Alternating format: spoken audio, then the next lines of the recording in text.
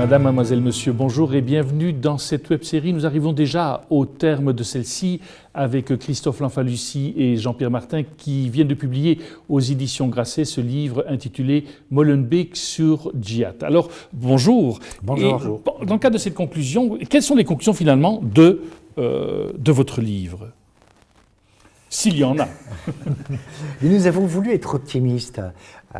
D'abord, je pense que le lecteur découvrira un livre bienveillant à l'égard des habitants de Molenbeek. Molenbeek, dans ce livre, raconte une histoire, mais ce n'est qu'un symbole de ce qui a pu se passer ailleurs en Europe. Aujourd'hui, Molenbeek, en quelques mois, en un peu plus d'un an, a beaucoup changé déjà, même si un certain nombre de signaux continuent à nous alerter, même si un certain nombre de signaux restent négatifs, notamment quant à la persistance de ce salafisme qui a créé un environnement mental.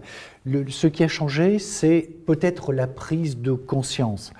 Pendant très longtemps, il y a eu un déni, pas seulement au sein de la population de Molenbeek, mais dans le monde politique, à l'égard de cette longue histoire et de ce qui a pu mener au djihadisme. On lui disait non, c'est pas possible, ceux qui font ça ne sont qu'une petite minorité, ce qui est vrai au demeurant, mais ils ne représentent rien, ce n'est pas important. Eh bien, si c'était important, la preuve, c'est que nous avons vécu cette tragédie l'an dernier. Donc, il est important d'arriver à une conclusion qui montre à quel point nous pouvons changer les choses, être bienveillants, accompagner ces populations, pas seulement de Molenbeek, comme je dis, ça peut être à Trappes en France, ça peut être aussi à Charleroi, ça peut être à Verviers, ça peut être à Anvers. Et puis aller au-delà, bien maintenant le relais, nous le passons en politique, parce que c'est pas à nous de construire un nouvel exécutif des musulmans, même de faire une proposition. Ce n'est pas à nous non plus de essayer de déghettoiser ces quelques quartiers qui ont beaucoup souffert de leur isolement. Ce n'est pas à nous d'emmener les petits élèves dans tous les coins de Bruxelles, parce que vous savez que les petits habitants de Molenbeek qui vont à l'école dans ce quartier historique, pour la plupart, ne franchissent jamais le canal qui sépare les deux parties de la ville, ne savent pas comment vivent les habitants de Woluwe ou d'Uccle, et inversement. Donc il est grand temps aujourd'hui d'avoir un métissage de nos populations. Il est grand temps aussi, ça je pense que Christophe va y revenir, de mettre l'accent sur l'éducation, parce que c'est là probablement ce qui va nous permettre d'affronter à l'avenir de nouveaux drames, mais qui va permettre de sortir les populations malheureusement du ghetto dans lequel elles ont trop longtemps vécu. Christophe. À Molenbeek, par exemple, on a visité des écoles secondaires et primaires où il y a à peu près 90% de la population qui est d'origine marocaine. Donc on a affaire à une monoculture. Les gens de Molenbeek ne souhaitent qu'une seule chose, c'est de sortir de ce ghetto.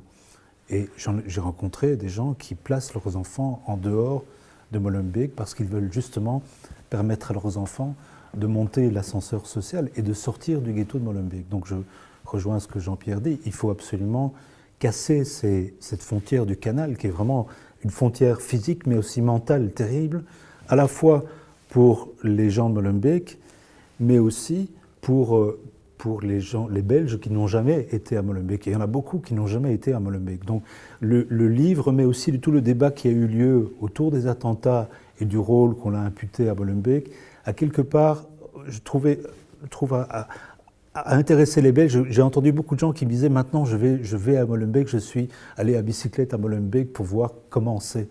Et donc il y a ce premier geste qui est d'aller voir et de se rendre compte que c'est d'abord une commune extrêmement vivante et chaleureuse, où les gens sont solidaires, où il n'y a pas de sentiment d'être menacé de quelque façon que ce soit. Il y a des problèmes de délinquance, le soir, surtout à la sortie de certaines bouches de métro, mais dans l'ensemble, c'est un quartier très riche. Si vous permettez, je pense que les croyants, les chrétiens en particulier, peuvent jouer un rôle de premier plan.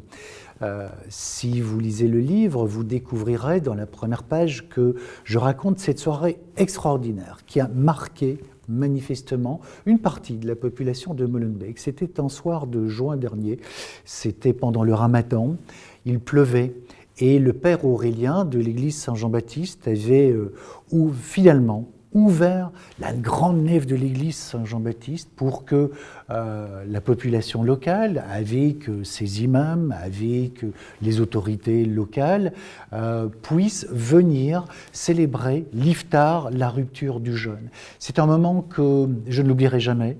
Et c'est un moment qui a marqué.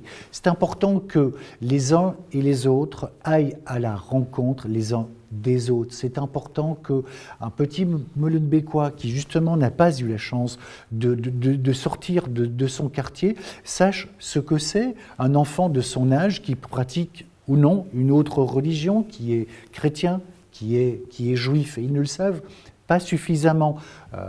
Juste avant cela, un responsable local me disait qu'il avait emmené des enfants justement dans cette église et que les enfants avaient marqué leur désapprobation, en tout cas leur réticence à aller la visiter, parce qu'elle représentait le lieu des incroyants, ou en tout cas des koufars à l'égard de l'idéologie fondamentaliste musulmane. Donc vous voyez, c'est important de faire des pas. Comme Christophe disait, c'est important d'aller faire son marché, c'est important d'aller bavarder avec les maraîchers, avec monsieur tout le monde, et pourquoi pas d'aller à la messe à Saint-Jean-Baptiste et écouter cette messe du père Aurélien avec sa chorale de Molenbeekois et d'Africains, parce que c'est un rythme assez extraordinaire, c'est plein de couleurs comme cette commune. Donc nous avons tous notre part de responsabilité et nous devons tous faire un pas vers l'autre. Le temps de la stigmatisation est terminé. Il y a eu le temps de la prise en compte, de la prise de conscience. Maintenant, il faut agir et voilà, nous allons le faire, mais comme chacun d'entre vous, c'est une petite goutte d'eau et nous ne pouvons le faire qu'à titre personnel. Alors, il y a effectivement dominicain.tv, il y a votre livre, il y a différentes manières. Vous êtes paru à RCF, vous êtes passé dans des émissions aussi de télévision de chaînes nationales, etc. Voilà, ça c'est important pour faire connaître votre livre, mais c'est aussi, quelque part, participer à la formation continue de toute la population. Est-ce qu'au terme d'une enquête comme celle-ci, vous avez le sentiment que la formation à l'école est fondamentale aussi pour, quelque part, permettre de partir à la rencontre de la différence et de ne plus la craindre? Oui, bien sûr, la formation, l'apprentissage de l'histoire, de la culture, des cultures, également l'apprentissage, qui me semble très important, de la critique des médias, c'est-à-dire être capable de comprendre ce qui se passe, comment fonctionnent les réseaux sociaux, de décrypter les tentatives de désinformation.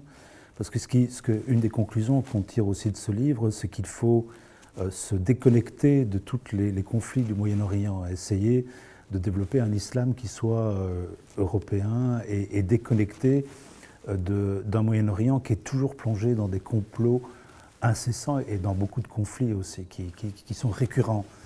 Et donc apprendre aux jeunes d'ici, de Belgique, même s'ils sont issus de l'immigration, mais leur apprendre à se déconnecter de ce qu'ils entendent sur les réseaux sociaux venant d'Afghanistan, de Somalie ou de Syrie.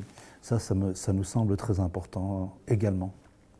Est-ce que vous avez le sentiment que quelque part l'éducation va aussi permettre à éviter toute la propagande fondamentaliste, etc. Parce qu'ayant une bonne éducation, je peux aussi faire le tri par rapport à ce que peuvent me dire des recruteurs ou des prédicateurs?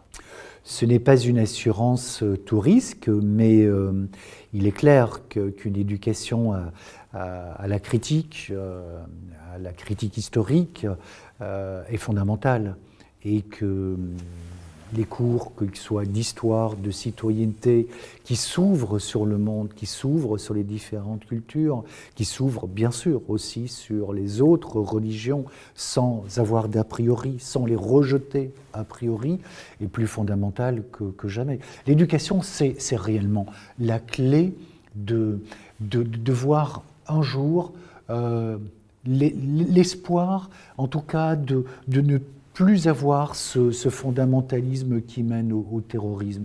Alors ça pourra sans doute prendre au moins une génération, dit-on, un certain nombre d'experts sont assez pessimistes, mais si nous retroussons les manches et si nous prenons conscience que l'éducation est fondamentale, peut-être qu'on arrivera à réduire ce temps qui aujourd'hui peut nous paraître immense pour venir à bout de cette horreur. En tout cas, merci à tous les deux d'avoir pris le temps de venir dans notre studio pour nous présenter donc ce livre. Je rappelle Molenbeek sur Djihad, enquête sur 30 ans de dérive, qui vient de paraître aux éditions Grasset. Merci en tout cas à vous de votre fidélité, de nous avoir accompagnés durant ces 6 magazines, en espérant qu'ils ont pu vous éclairer sur cette réalité et peut-être nous aider aussi à prendre part à la construction d'un monde plus juste. Merci à chacune et chacun d'entre vous. Au revoir.